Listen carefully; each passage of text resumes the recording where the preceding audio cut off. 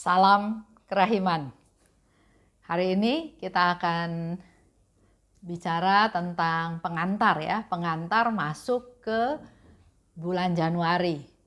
Pembahasan atau diskusi atau sharing tentang Diary Faustina bulan Januari, kita akan bicara tentang belas kasihan ya, temanya tentang belas kasihan.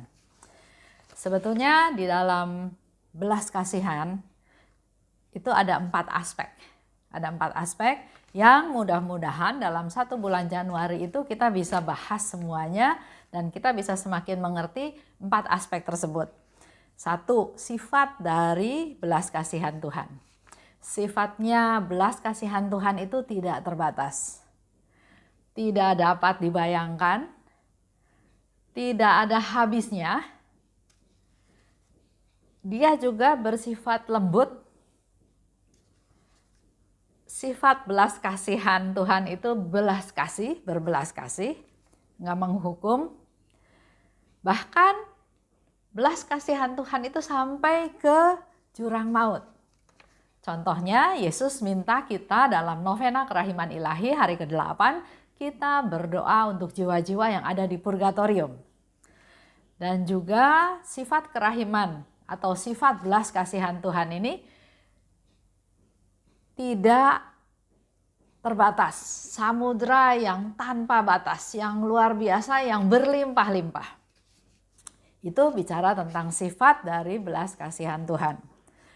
Tuhan juga menyediakan wadah untuk kita bisa melakukan belas kasih, bisa mengerti apa itu belas kasihan, bisa mempraktekkan belas kasihan tersebut, yaitu devosi kepada kerahiman ilahi. Tuhan memberikan wadah, contohnya adalah dengan melalui gambar kerahiman ilahi. Melalui pesta kerahiman ilahi di mana kita akan memperoleh hadiah yang luar biasa yaitu indulgensi penuh. Melalui koronka kerahiman ilahi, melalui jam kerahiman ilahi, dan juga penyebar luasan. Itu semua wadah untuk kita bisa tahu tentang belas kasihan Tuhan, bisa praktek belas kasihan Tuhan, bisa mengalami belas kasihan Tuhan. Dan kita semua diharapkan menjadi gambaran dari Yesus yang berbelas kasih. Setelah kita tahu tentang belas kasihan Tuhan, maka diharapkan kita semua bisa menjadi gambaran image ya dari belas kasihannya Yesus. Aspek yang ketiga yaitu misi daripada belas kasihan. Misinya kita harus melakukan praktek belas kasihan. Kedua, kita mohon belas kasihan untuk seluruh dunia ya. Jadi skopnya bukan hanya saya, keluarga saya, lingkungan saya, orang sekitar saya, tapi kita mohon belas kasihan Tuhan untuk seluruh dunia. Dan misi yang lain adalah kita mewartakan belas kasihan tersebut. Jika kita hidup dalam roh belas kasihan, maka kita akan memperoleh belas kasihan. Jadi kita hidup dulu dalam roh belas kasihan, maka kita akan memperoleh belas kasihan. Dan yang keempat, aspek yang paling penting, kita merenungkan, belajar kenal, mengalami, menyelami hati Yesus yang penuh belas kasihan. Hati Yesus ditusuk oleh tombak waktu ada di atas salib ya.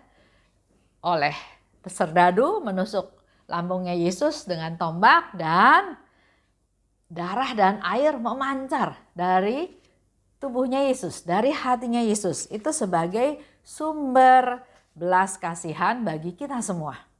Ini yang secara khusus spesial dari devosi yang diperkenalkan oleh Santa Faustina. Begitu banyak devosi ya. Ada juga devosi hati kudus Yesus.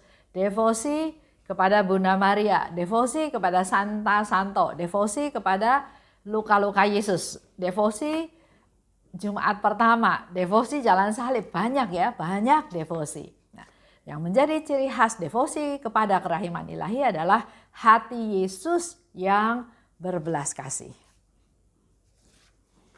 Nah, dari 4 aspek tersebut, kita semua memang akan menggali bersama-sama mengenai 4 aspek tersebut dalam bulan Januari. Karena semua itu perlu dipraktekkan, diterapkan dalam hidup kita sehari-hari. Kalau kita ingin tumbuh semakin dekat atau semakin dalam bersatu dengan Tuhan, maka kita harus praktekkan belas kasihan tersebut. Selama bulan Januari, saya harap Bapak Ibu memasang gambar Yesus yang Maha Rahim di tempat yang sesuai. Atau ada juga yang mungkin Bapak Ibu membawa gambar kerahiman ilahi itu ditaruh di dompet atau di tas ya, dibawa kemana-mana. Yang kedua, mari kita bersama-sama selama bulan Januari berdoa koronka setiap hari. Khususnya kita berdoa untuk mereka yang sedang sekarat atau yang meninggal di masa pandemi ini.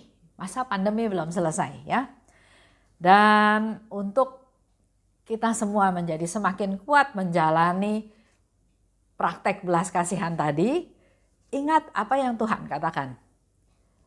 Allah telah membuat kita ambil bagian dalam kerahimannya, bahkan lebih dari itu, yakni kita boleh menyalurkan kerahiman itu. Itu ada di 539. Jadi Tuhan mengizinkan kita untuk ikut ambil bagian dalam kerahimannya.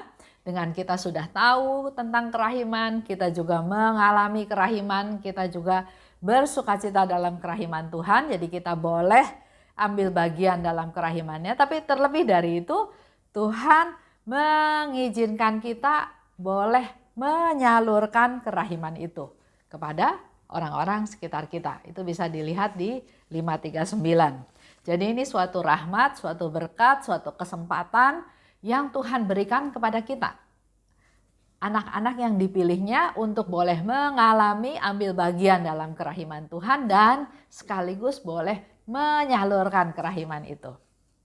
Itu aja untuk bulan Januari. Jadi saya harap Bapak Ibu dalam beberapa hari ini lebih menyiapkan diri supaya bulan Januari kita betul-betul bisa belajar tentang sifat belas kasihnya Tuhan yang merupakan sifat utama dari kerahiman Tuhan. Itu aja sedikit ajakan pengumuman penjelasan dari saya. Terima kasih atas perhatiannya. Salam kerahiman.